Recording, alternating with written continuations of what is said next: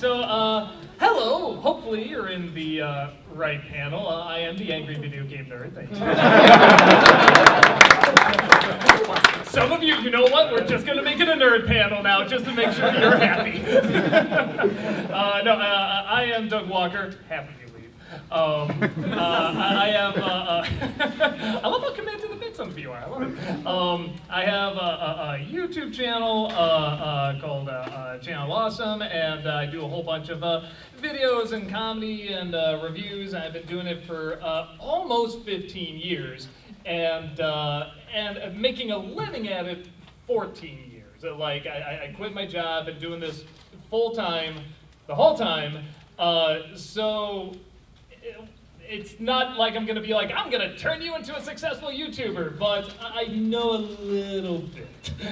So hopefully this is something, if you're looking to learn how to be a YouTuber or just how to make fun entertainment, or can you make a living at it, can you not, the constant changes made at YouTube, we're going to discuss that. And when I say we, I also mean... Me, yeah. I play the Cinema Snob on YouTube, again, almost 15 years. Yeah, wow, dude. Yeah, dude, I met someone earlier, came up and was like, and he said to me, he goes, when I was 8, I wanted to be you when I got older. Did that work out okay for you?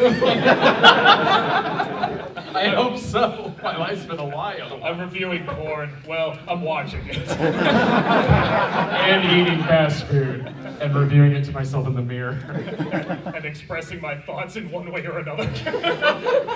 Anyway, yeah, we're pretty much just going to talk about, we kind of want this to be kind of like an open conversation a little bit, you know, people have questions, you know, or just like conversations they want to have, you know, we'll talk about that. I think we'll just go through, probably the best thing to do is just say how we got started, probably, yeah. Right? So, did you get started before me? You might have. I think we were like around the same. Okay, we're pretty good. Well, I'll go first then. So, pretty much, the main thing to keep in mind, I'm gonna say this maybe a couple times, it's the most important thing to open up with anyone, and I mean anyone that comes up to me and says, what do I do to be a successful YouTuber? Well, what do I do? What can I do? I want to go into this. I want to do it full time, or I want to do it just for fun, whatever. The number one thing, and this sounds obvious, you'd be shocked how many people do not follow this. You have to do it because you love it. And the reason for that is, the odds are very stacked against you.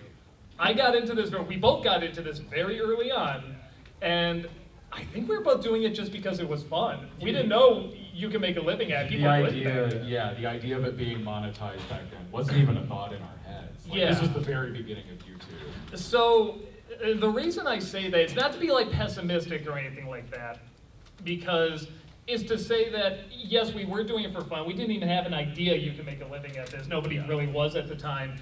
And so we were already like just in bliss, in heaven. We were having fun with it, and we loved it. You know, getting it so we're in a room and we're talking to all you and stuff like that is just a million extra bonuses on top of it. And it's a dream come true, and I'm not gonna lie, it is a fucking great job.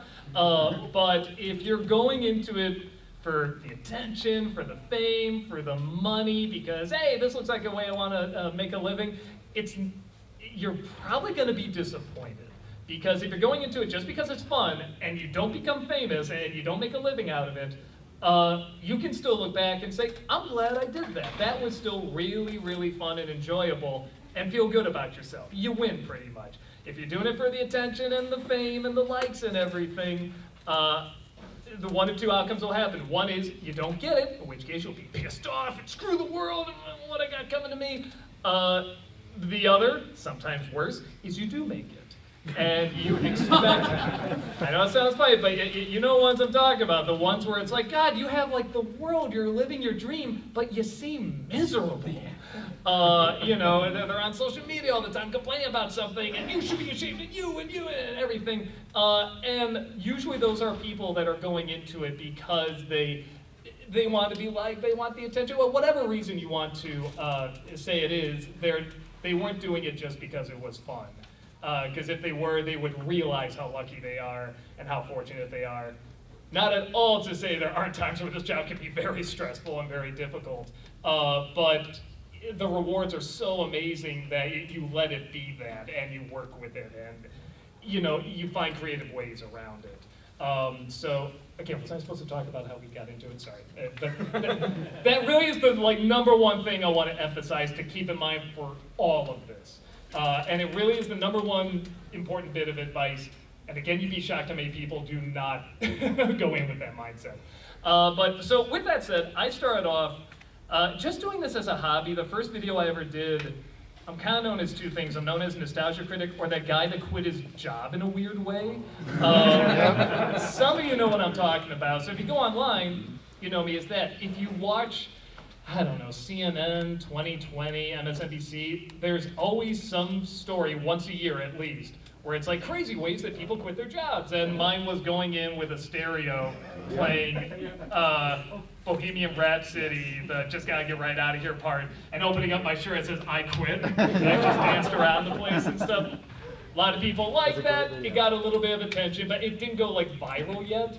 What really got attention on me was I did these videos called 5-second movies, which was just taking, again, just for fun, taking clips from a movie, which would be like Titanic in 5 seconds. As a clip of the guy saying, "The ship can't sink," and it sinks. The end. Stuff like that. They're easy to do, they're very fast. I made a ton of them, and I was getting an audience. And I was like, well, okay, I can't monetize this yet, but I know it's good to have these people for something. So I'm just gonna keep doing them, keep having fun. And then I tried doing it because I wanted to see if I could be funny, like acting and writing and stuff like that, not just editing. So I created Nostalgia Critic, and just having a good time with it. That caught a following as well, to a point where I didn't even need 5-second movies anymore. So I did slowly merge into that. I think a lot of people, I made this mistake too, want to make a shop at something that made them popular and do something else. And it's like, that's usually not the way you want to ease your fan base into it, or people into it. And yeah, from there, it kind of spiraled, and I just kept doing this. It became more popular, and we got into, for years we did Blip, because at the time we kept getting kicked off of YouTube. Blip was a service that is not around anymore, but where you could get paid for hits. Were they doing it before YouTube? They might have been. Yes, yeah, because that was why a lot of us moved over to Blip. Yeah. Because at the time, they were one of the couple that were monetizing. Yeah, and then YouTube figured out, hey, maybe more people keep making content if, they get monetized as well, and we put ads on it, so they did that. Eventually, Blip got, erased, and we went back to YouTube, and we kept getting kicked off of YouTube because of copyright claims, because we used clips. Now, they're reviews, you're legally allowed to do this, but that didn't matter to a lot of people, and things got better-ish at YouTube. It got good enough where we can still make a living. Oh yeah, totally. Yeah, there's a lot of stupid hoops we have to jump through, and we shouldn't have to, but we are able to make a pretty comfortable living at it. So that is good. That is definitely a good thing. So yeah, that's pretty much my story. I've been, like I said, close to 15 years. Real quick, or take your time because I rambled. Let's talk about your story. Mine involves a lot of drinking. A lot of partying. So do exactly what I did. Be in between jobs, go out partying a lot, you find a camera sitting there. I can put something on YouTube. No, that's actually kind of what I did. I was in between jobs at the time, and I had directed a few movies. I directed a few exploitation movies way back when I was younger. YouTube had just started, so I was kind of teaching myself editing at the time, and was always a big horror movie exploitation dude. So there wasn't a lot on YouTube in the way of videos on some, slasher flicks, Italian horror films, giallo, stuff like that I grew up with. So I created this character called the Cinema Snob. And it was, at the time, it's definitely evolved since then, but at the time, it was like a take off. You wear shoes now. I do, I wear shoes now. And when it started, I had hair on my head and none on my face. Now it's literally the opposite. So at the time, it was kind of a satire of like an art critic watching exploitation movies and reading too much into them, but it's definitely evolved since then. And and I did it for, it was like you, I did it for a couple of years before it turned into my full-time job.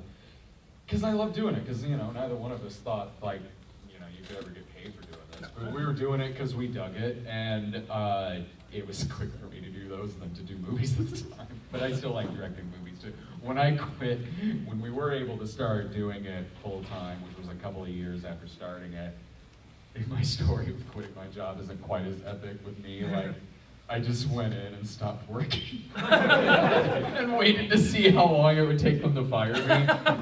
2 weeks, idiots. I didn't do shit for 2 weeks. You got that sweet workman's comp. I did.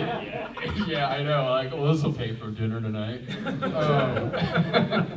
So, what I suggest in terms of if you're starting out and you want to do stuff on YouTube, yeah, it's totally what you just said. And also, a topic that you're really passionate about, a topic that you already have a lot of knowledge in.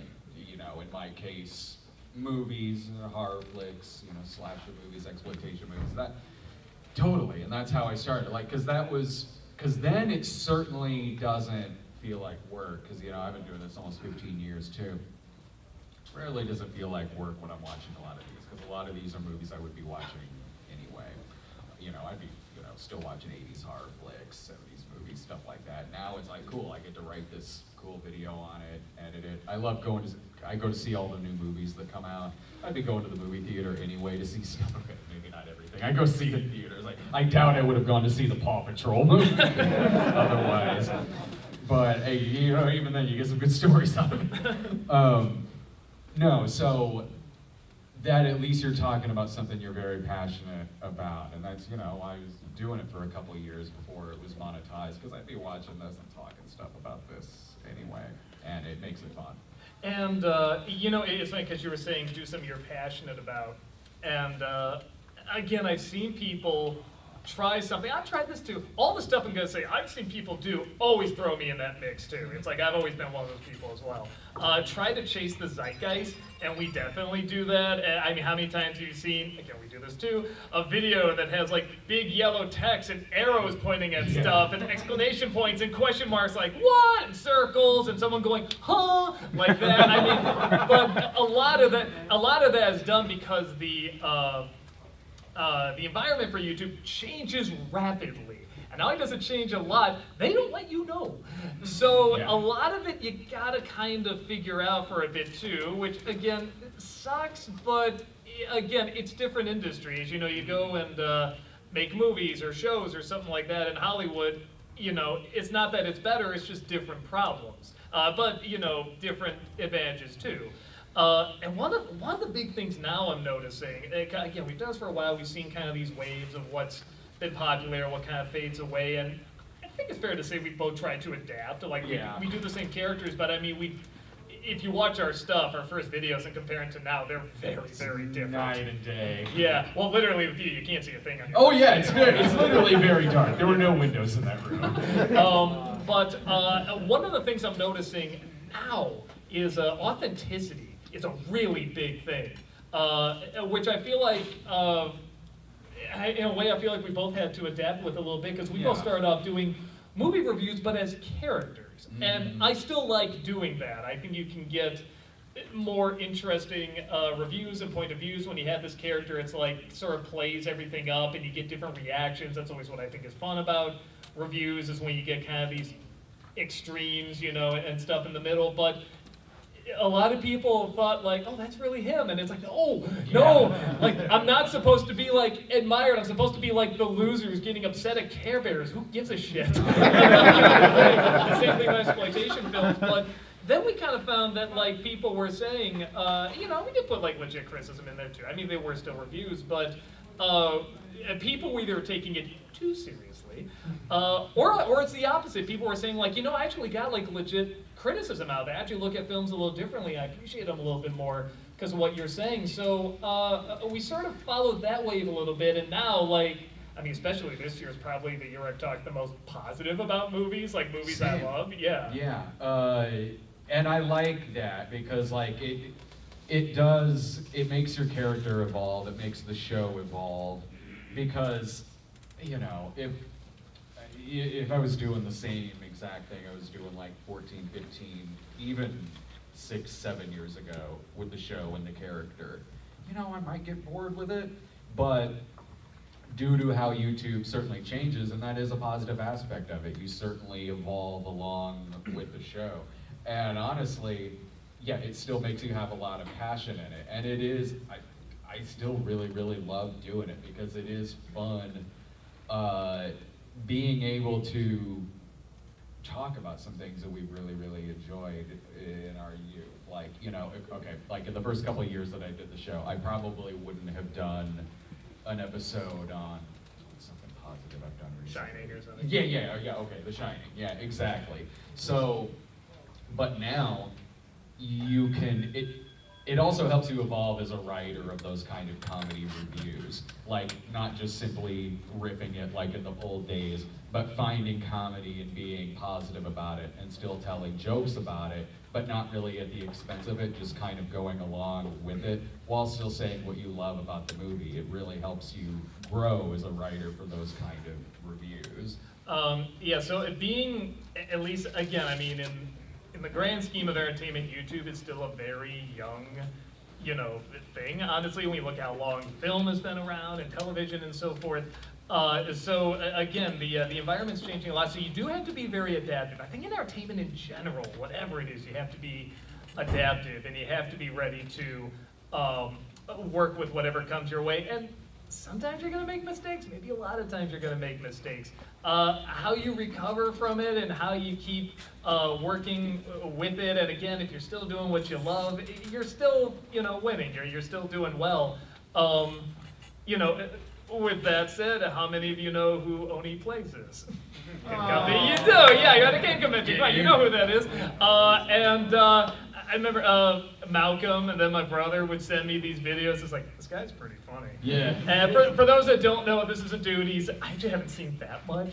I hate to say it, I've only seen the stuff where he talks about me. And even then, I haven't seen all of that. I've only seen like a few videos. But you know, he does like just you know, playing games and stuff like that. I guess kind of like Game Grumps, where he'll go with someone and he'll talk and stuff like that. And they grew up watching my stuff, and they would do like impressions of me, and you know, like when they do my voice, it'd be like, you know, it's just like, and I mean, it's one of those things where if I was like, that guy sucks, oh my god, you should stop me, blah, blah, blah. I mean, if anyone's ever been in high school, come on, you have to know a little bit about bullying. You have to know when somebody says, hey, stop it, the bullies aren't gonna be like, whoa, hey, we better do what he says. Of course it helps that he's extremely funny. And you know, and this is something where it's like, I think he said he's like a fan or whatever, but he's also getting you a lot of attention to you, and there's a lot of times where if you can take something where some people can be coming at you with negative attention, and you can turn it into something positive, that can win you a lot of brownie points, and even someone that wasn't a fan can suddenly be like, oh, that's a cool dude, like he works with this stuff and he's adaptable, and I think that's something that people like with entertainers. They see how they can adapt over the years and still be around and you know, work with stuff. So it's also hard to say whether or not, because there are some people that just do the same thing over and over and over and make a good living at it. I'm definitely not going to be like, no, you always have to change, because there are people that just found a formula, it works, and they can just do it to the end of time. They will always have fans.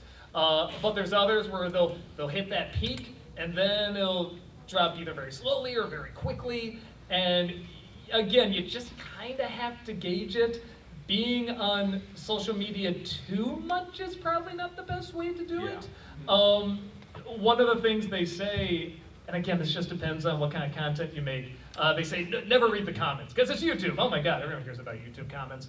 But still accept criticism and be honest with yourself. I think one of the best things I can say is that when you make a video, if you're looking to make videos on YouTube and you really want people to see it, be honest and say, would I click on this thumbnail? Would I click on this title? When the video starts, would I keep watching this person? Even if it's you have to take yourself out of the equation to be brutally honest and say, would I watch this person? You know, and if you're watching it and you're like, nah, that person doesn't seem passionate enough, or no, that person rambles on too much, or anything that feels off to you, you know, fix it. And sometimes you can't see that. There's several times I couldn't see it, definitely. And you know, you can show it to other people, get their feedback, show it to friends and family. Honestly, sometimes read the comments. I feel like my comments, honestly, especially like the past, I don't know, 3-4 years or something like that, and maybe because I'm a critic and they know how to be critical, like they're really good at saying what I think works and what doesn't. I actually thought this part of the movie was good because of this, or I didn't think this joke you did work, or that went on too long. And when you know they're right, just be like, yeah, they're right. You know. Now, if it's something where you're like, no, if it's like, you suck, shit, dick, whatever, it's like, you're probably not gonna get much out of that. Even then, though, sometimes you can, because yeah, there's nothing wrong with reading comments. Like, well, it depends on who you are, but like, Yeah.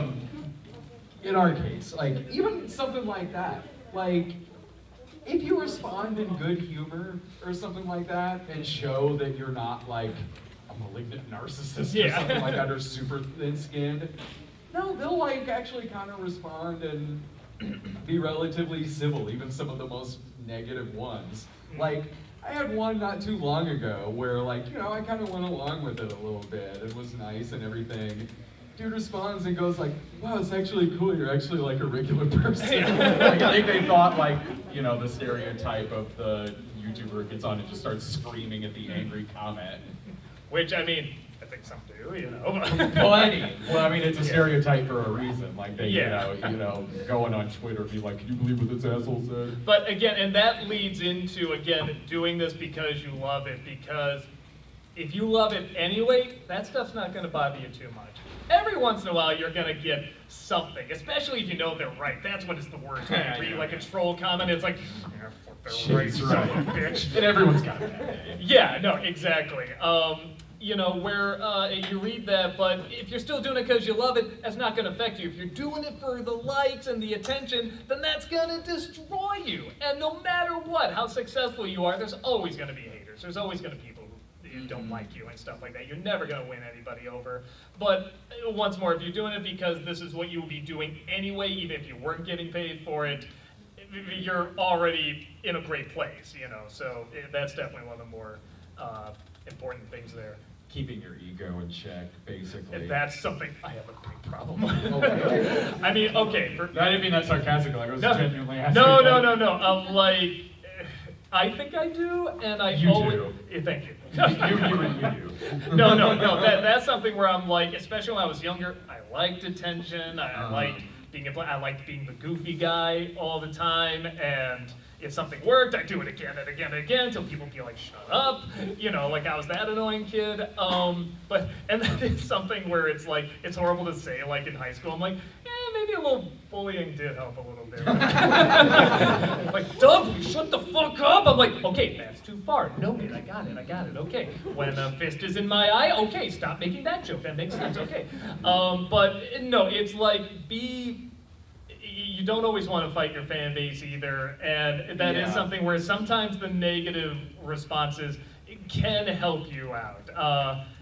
You know, but don't live by them either. It really is about balance. It's about doing what you love, but you still want to do it. If you make it as a living, you want to keep doing it as a living.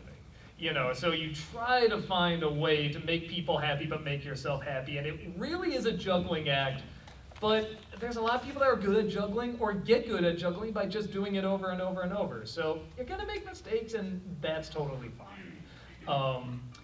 I think with that, I mean, what do you think? Before we open it to the crowd, do you think anything else? Just like kind of going off of that is treat it like a business. I mean, I know everybody's different, but this has certainly helped me in the long run. Like as far as social media goes, social media sucks. Like it does. I don't like having to use it, but it is a necessary tool if you're getting yourself out there. It is necessary to be on Twitter, to be on, you know.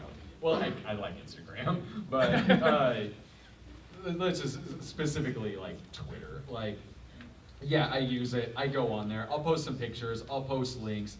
Treat it like a business.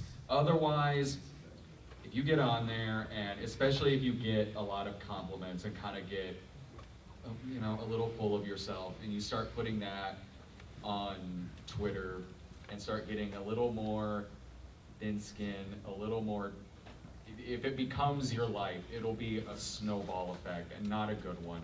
Like, your ego will get the best of you, you'll start living on there. It's not good for anyone's mental state of mind to be living on Twitter. So, but again, it is necessary. So treat it like you would, even if it's like an offline business, and it'll do wonders for you.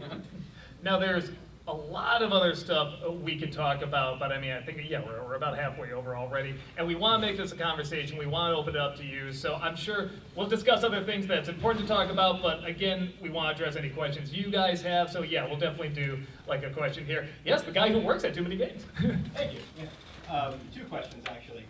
One, you were just saying about treating it like a business, and you two are colleagues and friends, but I've heard it said that when you're running a business, there's no socializing. You treat everything as, there's an element of business to everything. So even between the two of you and, outside of that, do you feel like, in that regard, everything is business? Even when you're hanging out, is there still business talk? Do you shut off business at some point?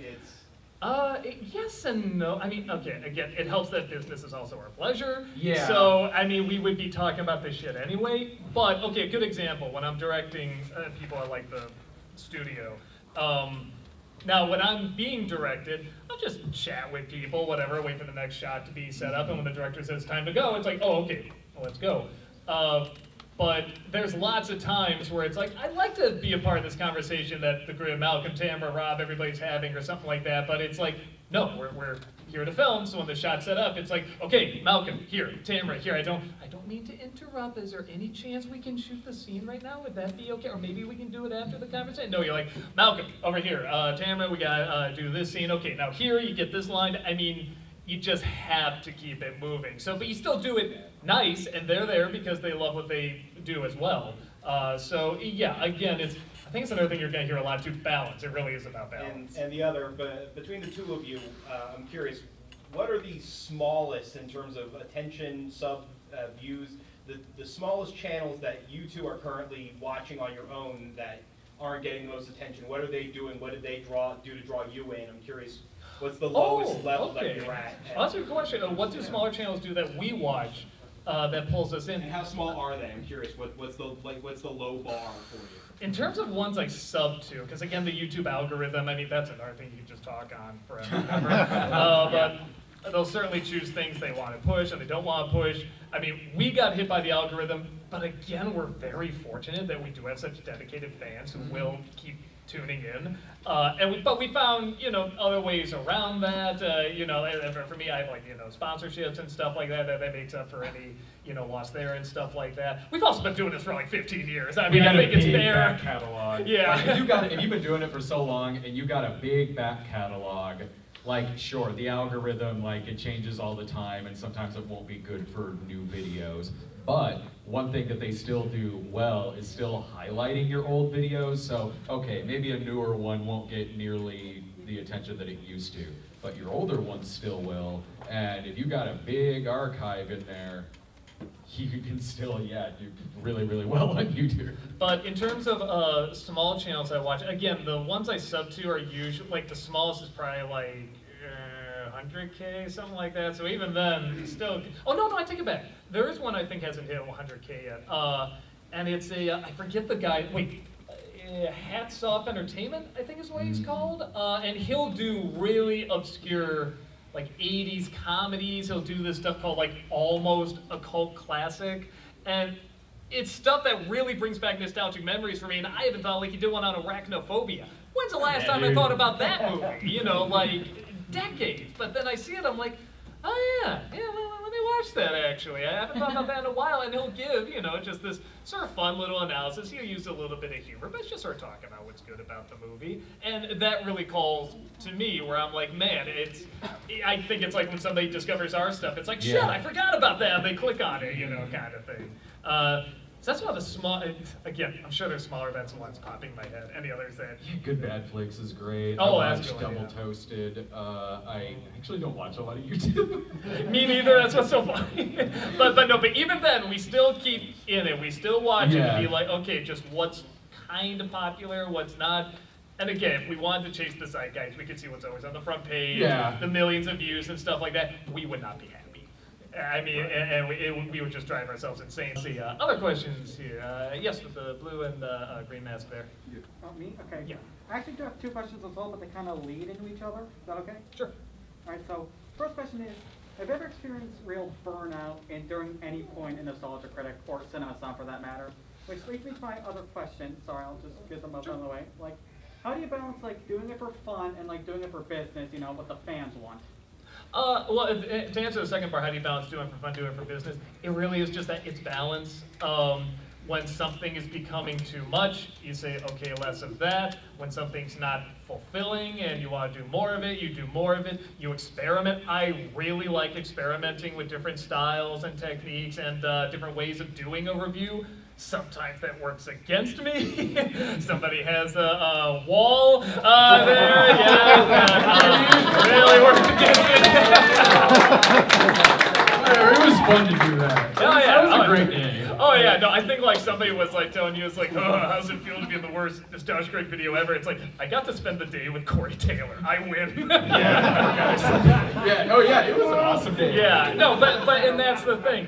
Okay, it hits you. Sometimes in a big way, you move on. And again, I'm so freaking fortunate to have, you know, this is the big one that hits me in a bad way, but it's like, how many hits have I had? How many, like, I mean, I think I have over like 240, 30, whatever videos, over 1 million hits. I am like fucking blessed with that. That's amazing. So you have to be ready for that to come. And again, take it with good grace. Yeah, I think it's one of those things where you just do your best. And it's still good to experiment because, again, you can lose sight. People can kind of get tired of you and move on and stuff like that. Sometimes the experiments don't work, and sometimes even if you experiment too much, the people won't come back. And that's really okay, because again, you're doing it because you love it, and you're still trying to balance it where you can make a living at it as well. And you still sort of have your foot a little bit in there. Like you said, necessary evil with Twitter and social media where it's like you have to have this, but that's still keeping your foot in there, getting a little bit of the reaction and listening to your gut. Like really listen to your gut and be brutally honest with yourself. With the first one, I've ever hit burnout, it did it several times. And yeah, that's where I was just talking to, how many people know who Scott the Woz is? Yeah, quite a few people. Okay, I was just talking to him, and really sweet, and he's super young. He's like in his early 20s and stuff like that. And we were talking, and he was talking about all the work he was doing, because that guy turns out videos like all the time, you know, like a machine. And he's at the age where he can do that. And I told him, I'm like, do you take weekends? And he's like, sometimes. And I was just like, give yourself weekends. My parents were in entertainment. They weren't nearly as busy as I was, but, you know, well, actually, maybe they were, the more I think about it. But they said, they figured out, you need weekends. You need, if anything is like a machine needs time to rest and come back. If anything, you think of better ideas that way when you rest. There are times where you're just going to have to do, I'm trying to think of the longest I ever worked. I think I worked 25 hours on a review once without sleep. So, I mean, there are times where you let it hurt you, you know, but it's like, you know, okay, I'm going to catch up on sleep, whatever, on the weekend, or maybe I'll take a nap here and I can move something to the weekend. You need those rest moments. They are very important and they are not valued enough. I think that's one of the reasons so many people hit burnout, especially if they get someone that's like, hey, you're a hot shit right now. Let's put you everywhere. Let's get you all over the place. Sounds amazing. Oh my God, I'll be rich. It'll be fantastic. But you're giving so much. And another example, I think, was, I think in 2012, I did something like 13 cons. That's like more than a con a month. And I was also like getting married that year. We were moving. We were starting a new show. I mean, we were doing so much. And I finally said, oh, okay, this is the limit. Okay, don't hit this now. Okay, finish it out, but don't hit this limit. And it's important to know when you hit it, realize it, finish what you started, but, you know, it's okay to take rest. And most YouTube fans are pretty nice that way. You're always going to get someone that's like, oh, son of a bitch, you never take it. But most fans are okay with it because they have so much content anyway. So, yeah, I think it's the best thing I can say is just to not hit burnout. It's okay to be big. Don't be too big. Don't be consistently big all the time because it is gonna wear on you. And I don't mean like if you get like a company that gives you tons of money or something, that's, you know, a good example too. Don't always feel like if you got a video that hit whatever 100,000 or 1 million hits or something like that, you need to hit that all the time, and you need to watch it. You gotta work harder and more consistent and whatever. Energy is great when you're young, but it does catch up, and you do need to rest. You come up with better ideas that way anyway, so it's a good thing to do. Let's see, other question. Why don't you choose one? Oh, yeah. Right there. Well, I mean, With the hat? Oh, Sorry. okay. It makes sense from my point of view. So, like, the average length that a YouTube video like usually has fluctuated a lot as you guys have been working.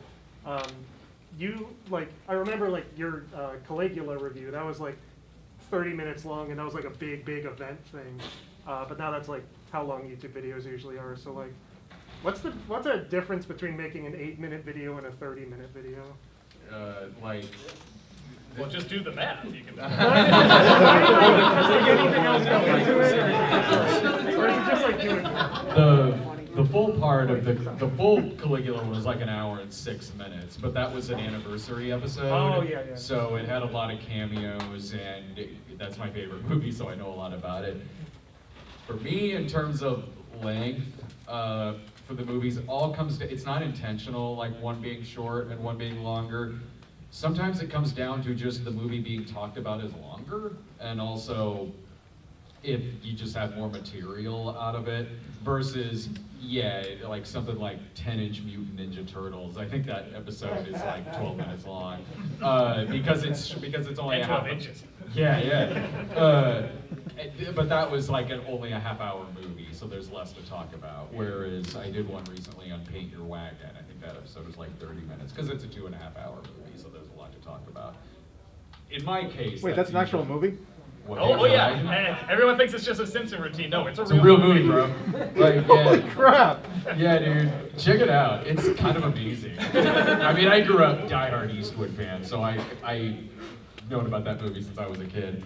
And the actual movie itself, not about literally painting a Does wagon. it have that musical in it though? With Gonna Paint Your Wagon? No. Gonna paint it- No, that's the Simpson part. Yeah, Lee Van Cleef's not in it like he's drawn in the Simpsons. Movie's kind of amazing, but yeah, that's all. So in my case, that's what it makes the difference Yeah. between one being shorter and longer. Cool. I mean, it's pretty similar with me too.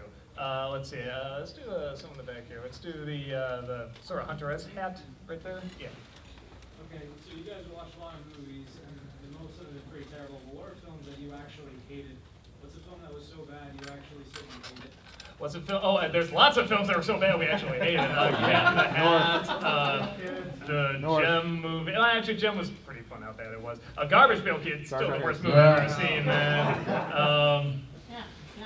Why am I blanking? Oh my North. god, I've been doing this for too long. It's hard for me to remember. Someone will say to me like, "What movie did you go see last week?" And I'll be like, "Shit, what did I see last week?" I've watched a lot of movies. But oh yeah. Oh no, I don't know how much enraged I get anymore. Maybe I can attribute that to just getting older And doing this for a while. and Yeah. doing it for a long time. Yeah, I think the movie that probably made me the most mad was Snooki. I don't even know if that's the worst movie I've ever seen anymore. It's probably not, but that's still the one that made me the most angry. So there was ones where I was like, oh my god, I hate this movie. And it was like To Catch a Yeti. Like, I don't know, something about annoying bad kids movies can kind of be. Oh, Nutcracker 3D, that was yeah, dude. horrendous. Like, I am so rarely offended by stuff because I'm always like, comedy, come on, you're supposed to be a little offended or whatever. But that was one where I'm just like, I'm really legit kind of pissed watching. Cool, let's do another one here. Why don't you pick the next one? Oh yeah, they're on the corner. Thanks. Yeah, we have 4 or 5 different shows on YouTube every week, and we do it like 5 days, well, actually 7 days a week.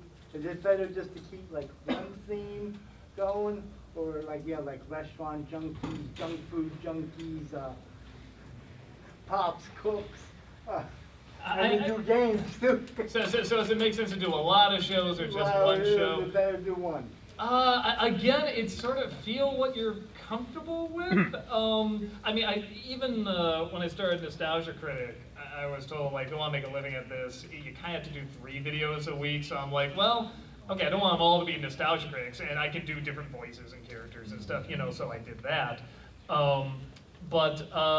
Again, it's also what you think kind of people will watch and you're comfortable putting out as well. You know, I mean, I can technically just walk in front of the camera and put on the hat and be like, I'm a nostalgia critic, and fart and leave, and, you know, it's like, well, okay, that's a nostalgia critic video, but... Please do that. Yeah. Make it like this YouTube stories. I won't even play this lead in, I'll just do that and be like, you know what it's about. Yeah, it's one of those things where it's like, what would people want to return to as well? So maybe it's good. I mean, what worked for me, I guess I can say, is I had one consistent show, that was Nostalgia Critic, and then I would try different shows and kind of see what works. So maybe that, like, have one where you're like, okay, I think this is the strongest, let's put a lot of time into this and develop this, and then let's experiment with some other shows. That's probably the best balance there, I would think. Let's see, other questions here. Let's see, let's do right there. So I hear very often that people should upload a lot in order to keep up with the algorithm. Like, how true would you say that is? Does it help to upload more to keep up with the algorithm? I mean, even more, it's like, I mean, there are people that can upload every hour, you know. I don't, it does change, that's the thing. Yeah. You know, I would kind of say a while ago, like, I don't know, like 5, 8 years ago or something like that, like, yeah, that's kind of the case, but I don't know if it is now, because it does change so rapidly. So it seems like anymore, and again, like you said, maybe this has changed. It seems like anymore, if you upload too much in a day, it hurts. Yes, like, that's right, yeah, we've had that experience, definitely. Yeah, but like 2, maybe sometimes 3 is fine. More than that might hurt you, but YouTube does have a lot of extra things now that'll kind of keep your channel showing up outside of doing a video. You know, they have the community section on there where you can put up polls, you can put up a picture, put up a link or something, and that keeps your channel active. Same with they have the stories thing. Shorts, Shorts, yeah. The shorts. And the, what is that we... Red rum? What we used to say, like, hey guys, video coming up Thursday, like... Push notifications? What? Push notifications? I think so. I should know this. Why am I on? I don't know anything. What's YouTube? The thing we use, like, that says, like, that's only 5 seconds long, like the little 5-second. You sure it's not 10 seconds? Maybe. Are we talking about shorts? I haven't used. What's the beta? There's like 2 things now. There's like the beta thing that they're doing now, where it's like the. Oh, that one I mean, I don't know. Okay, there's like a beta thing on there right now that is like for videos that are a minute. I think you've used it to do trailer reviews. Yeah, that's the, that's the shorts, yeah, that's the 1 minute one. And then there's the one that's like stories. Oh yeah, and stories is like 10 seconds, Yeah, yes. Okay. so, sorry, those will still kind of keep you Yeah, active. because that's the thing they're really trying to push Yeah. right now, yeah, because they want to be whatever, TikTok or whatever, so now they're really pushing that. Will that be a thing a year from now? I don't know, probably not. But we don't know, could explode, and could be like, well, okay, we got in early, whatever. So, what I will say, when you see a YouTuber do something that seems a little clickbaity or gimmicky or something like that, it isn't necessarily, oh, they want more. Sometimes it is just to survive, because again, we have a good back catalog.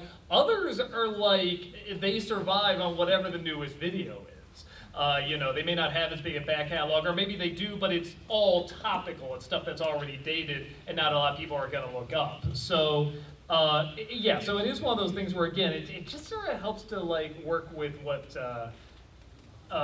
you're comfortable with, and, you know, just what around you seems to make the most sense. Let's see, another one here. Let's do Hat over there, Jurassic Park Hat. Jurassic Park, sir. Oh, sorry.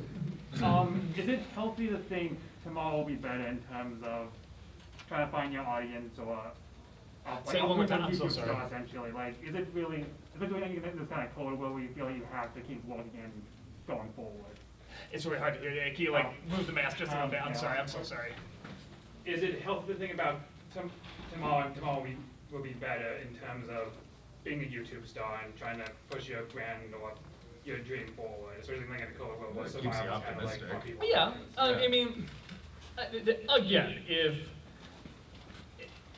I always thought to myself, well, okay, I mean, you know, the battle with James Rolfe that I did, you know, and stuff like that. Yeah, a lot of you know that with Angry Video Game Nerd. We did this whole fake fight early on, and that helped drive a lot of views, you know, my way. I was already kind of a name, but nowhere near like what he is. So I did this thing where I was kind of challenging him to a fight, and I'm thinking like, this probably won't go anywhere, but wouldn't it be cool if it did? You know, so let me just try it. If not, it was a cute little funny video, and every time I could like, if he ever responded in a forum, I'm like, aha, aha, and I would play it off. It's clearly a joke. It's clearly all silly and everything. And eventually we did these videos together, but it's one of those things where it's like, did I think that was gonna work? I didn't know. Probably not. But it was still kind of worth it. There's a lot of stuff we try where it's like, I don't know, but there's that little bit of optimism, like, what if, you know? So I don't think it's unhealthy. I would say don't believe that to a point where it's always like, no, it's just tomorrow. No, it's tomorrow. No, it's tomorrow. Ha ha ha, it's just delayed. It's tomorrow. I mean, be realistic. When something's not working and you want to change it, change it. But if something's not getting views, but you're still liking it too, you keep doing that too. You know, again, as long as you're doing it for the right reason because you enjoy it, you're still going to be successful in, you know, your own unique way, pretty much. I remember that video that you did. That was the first time I saw you, was that video where you go into the game store and James is there. And I remember sitting there watching it, thinking like, this is either a bit or security at this place is terrible. I figured it out pretty quick. Why don't you pick the next one? Yeah. Red flannel. So, in preparation for Halloween, I watched all your Ghostbusters videos, and I just wanted to get your thoughts on Afterlife. Like, what do you think about it? Oh, Ghostbusters Afterlife? I don't know, it looks alright. I don't know. I'm not like excited, but I'm not like, oh, this is gonna suck either. I mean, it looks fine. Yeah, I don't know if I'm in love with the trailer necessarily, but I think it looks cool. Like, I'm optimistic about it. What I do like, and this is what none of them have really done after the first one, aside from maybe the cartoon a little bit, is that this one looks like how the first one is, where it's like a horror movie universe, but about comedy characters. Like the first Ghostbusters film has some legit like creepy cinematography in it, and with the music, it's like, this is a horror film, but we're following comedy main characters, and it's awesome. And none of them past that ever did that. The second one looks like a comedy. 2016 looks like a comedy. This one Doesn't look like, like Stranger Things, honestly. That's the comparison it everyone does. makes, Yeah. But that was like a horror lean, also with Yeah. comedic characters, so I guess it makes sense. Mm-hmm. So that I think is cool about it. See, other questions here. Let's see, blue hair right there.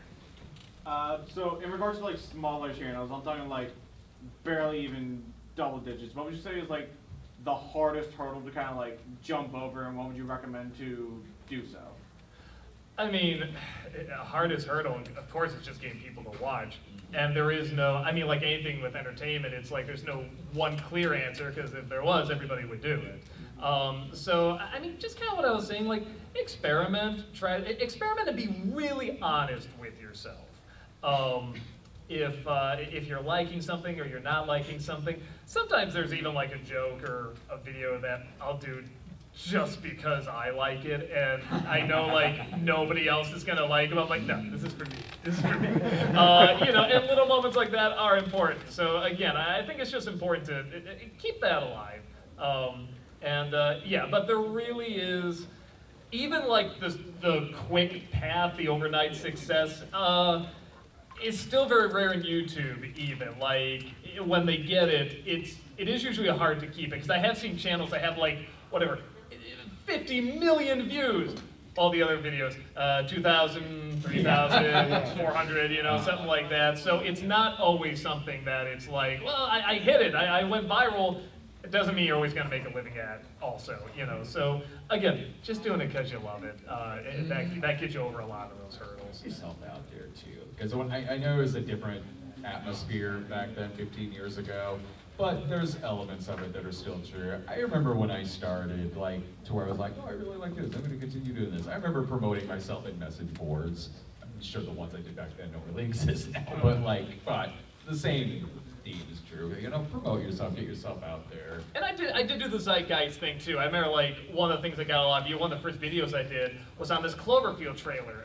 You know, now like, I'm sure some people, you know the movie, but back then this trailer played, nobody knew anything about it. Didn't say the title, it was just like the Statue of Liberty's head is thrown and then just cut to black. It was like, what was that? And nobody knew, and I was like, everyone's gonna be talking about this. That night after I saw the movie, I filmed a really quick video, and I posted it, and it did get views, and that was one of the first videos I did. You know, and now I did another one to show, you know, hey, there's gonna be something else here, this is gonna be the whole thing. Now nobody talks about that video. People don't even remember I probably talked about it, but back then, that was like a really, really big deal. So yeah, it's one of those things where it's like, chasing the zeitgeist early on is really not that, it's not always that bad. Honestly, there's a lot of people that can still make a good living doing it, but it's very tricky to do consistently.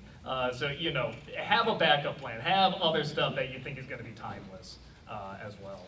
Other questions here. Let's see, let's do flowery, pink flower outfit there, yeah.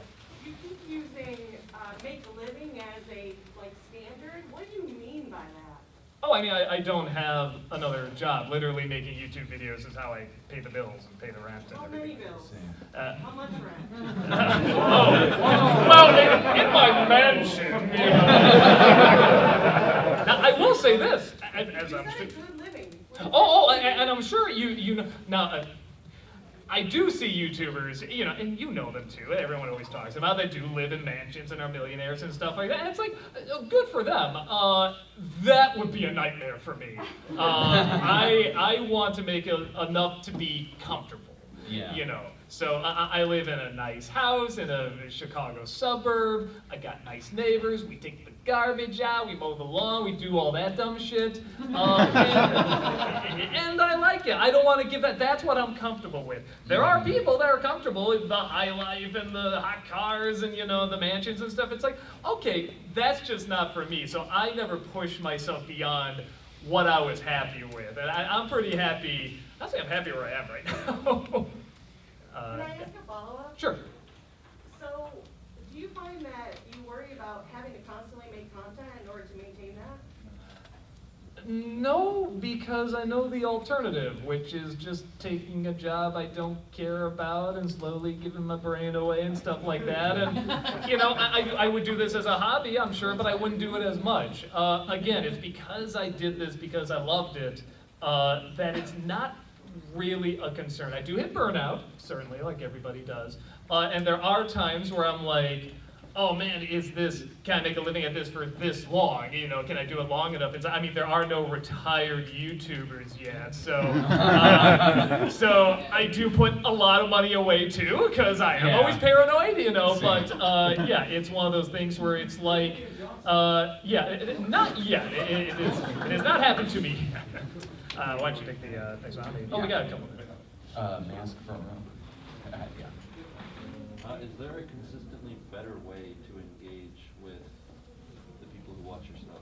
Is there a consistently better way to engage with the people who watch your stuff? Well, this works. But I know, like online and stuff like that. It depends, because I mean, we hate going and doing like the Twitter and Facebook and all that stuff, you know, and all of that, but there are people who are very good at it and can even get their responses to go viral and stuff like that. So I'm not going to say don't do it, because you can get other people to watch you. Again, especially if you have a good personality that rolls with the punches and has fun and is there to entertain and people respect that. You know, oh my God, the guy made this video, he responded to my video or my comment or whatever. Whatever way you find, I say just again, be chill. No, it's not everything. It's not, if somebody doesn't like you or something gets a lot of hate, it's not always going to destroy you or anything. Just roll with the punches and it sounds weird, be a role model when shit goes bad for you. And people will see that and they'll respect it and they'll want to do the same. And chances are they'll come back and watch you. There's people that are always going to hate you as well, but if you constantly egg people on and like, yeah, well, screw you and stuff like that, you're just gonna get more people that hate you and maybe hate watch you. You know, that's not good for your blood pressure, your anxiety, or Yeah. anything like that. Like, Even if you get views, it's just not good for you physically. no, or mentally. yeah, totally. Talk to them like you would like your buddy in real life, even if it's something negative that you want to respond to. You know, talk to them like they're your friend. You know, be real and genuine, and you know, then it's certainly not a toxic place. Like, oh, so I'm sorry, I was just gonna say, like, cause I'll respond to people on Twitter sometimes too, like about mutual things that you enjoy. Someone will write to me saying something about Halloween 3, and I'll be right back, and it'll be like I'm talking to them in real life, like, oh, dude, yeah, that's awesome, you know, things like that. So I think we're out of time, correct? 7:30, but you can get like 10 more minutes out of it. Oh, okay. Well, thank you. This convention is so nice. We gotta stop at that line, but we can go 10 more minutes out. Yeah, no, we can ramble, man. We can ramble away. I should say too, if when we do wrap up, we are gonna go back to the booth for a little bit because it closes at what, 8:30? Convention hall closes at 8:30. Yeah. Okay, yeah. So we'll go back to our booth too. If there's any questions you guys don't get answered, feel free to come on by there and talk. Let's do I guess Redhead with a little smiley mask. Okay. 2 questions. 1, will you be here all weekend? Yes. Awesome. 2, so, 15 years have passed. There's got to be kids out there who have grown up watching your channel. That's crazy. It's weird hearing Oh that. my god. No, like to the point where like you are nostalgia now. How does that make you feel? And I am cinema.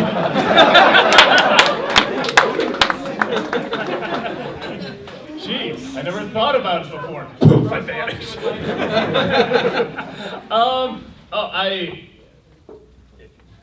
It's a fucking blessing. I'm really. No, I didn't know I could make a job at this. The fact that I've gone this long still making a comfortable living is just amazing. You have no idea how thankful I am for it. I'm really thankful for all of you. So thank you always.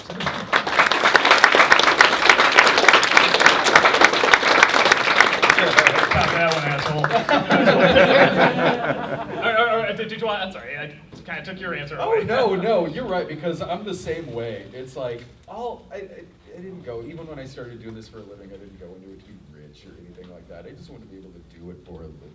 Like, I don't have 1 million subscribers. I don't need it really. Like, I'm able to watch some schlocky movie and write a funny video on it and do that for a living and make a really good living off of it. And that makes me very happy, especially doing it 15 years. Even though, yeah, it'll make me feel old sometimes. Yeah. So, like, I grew up watching you, bro. I'm like, whoa, yeah, that's right, there is gray in my beard. Why don't you pick the next one? Yeah. Hat right there. Me? Kitty hat, yeah. What's your favorite way you got past the copyright strikes? Oh, actually, that's a good thing to talk about. So, because that's a question we get a lot. How do we get past copyright strikes? for those who don't know, we use clips in our reviews, and we go for like the whole movie. Like we analyze the whole film. We condense it down, but we talk about it from beginning to end. So. Back then when we were on Blip, we just showed whatever we wanted. Again, it didn't matter. Now we have to edit it down, but the amount of time kind of keeps changing, but I think the amount it seems to be right now is 8 seconds from a movie. And that's also one of the reasons for us, it's good to come back to us and have a reaction, because for a lot of reviewers, they'll just do a voiceover and show clips from the movie. Or even a trailer. That's really tough because that's already, like 2 minutes or something. Yeah. So you can't find that many other areas to cut to. But for me, for both of us, it's about 8 seconds. I'll always look at the amount of time. You can time it whenever you watch a scene that's playing dialogue. Or even if it's not playing dialogue, I'm talking over it. It does not go past 8 seconds, or very rarely does, recently at least.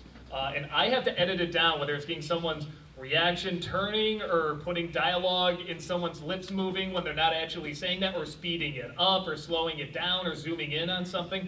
That's what I have to do. And then, cut to me reacting to it or saying something about it. And then when I cut back, I have to make sure it's either a different scene or it's a different part of that scene. Sometimes I'll slow it down, sometimes I'll zoom in. There's a lot of various ways to get around it. It is tricky, and we shouldn't have to do it, but we get good at it though. Yeah, no, and doing it so much. Yeah, no, and the one plus too, the one plus as well, I mean, to it is that it has made my videos a lot tighter and the timing a lot tighter. So I'm actually, in a weird way, I'm kind of thankful for that, because I look at older videos, I'm just like, oh my god, just get to the, why'd you leave that pause there? Why did you, you know? So, so there are advantages, there's many advantages to adapting. Let's see, other people here, let's see, I guess, backwards hat. Yeah.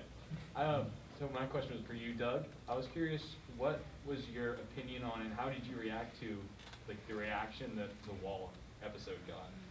Oh, wait, okay, so it's not that funny, because when because the first week, it's going over fine. I think it was mainly my fans. I think the backlash happened, talking about the Wall, the backlash happened when like other people picked it up and started making videos, and people with fan bases and said, I don't like this, here's why it sucks.